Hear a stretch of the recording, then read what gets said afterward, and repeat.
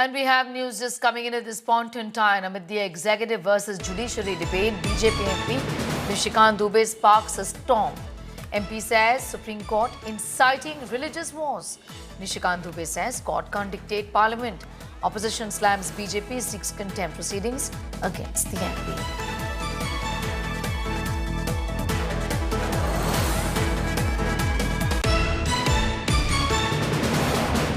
को पार्लियामेंट को सभी कानून बनाने का अधिकार है। कानून की व्याख्या करने का अधिकार सुप्रीम कोर्ट का है। वो कह रहा है कि 3 महीने में जो है राष्ट्रपति बता दें कि क्या करना है। इस देश में धार्मिक युद्ध भड़काने के लिए केवल और केवल सुप्रीम कोर्ट जिम्मेवार है। सुप्रीम कोर्ट का एकमात्र उद्देश्य है show me the face will show you the law.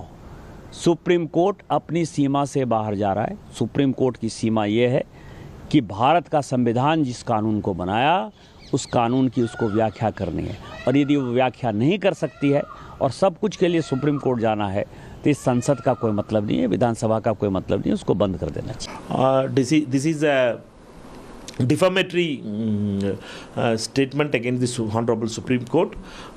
Nishikant Dubey is a continuous person who demolishes all other institutions. Now he has attacked the Supreme Court. Hope Honorable Supreme Court judges take this into notice, because he is not speaking in the parliament, he is speaking outside the parliament. Therefore he can be his attack on Supreme Court is unacceptable. Supreme court को कमजोर करने में लगे हुए हैं। Supreme court के जो अधिकार हैं, संविधान जो अधिकार देता है सुप्रीम कोर्ट को, उसको काटने में, उसको कमजोर करने में लगे हुए हैं।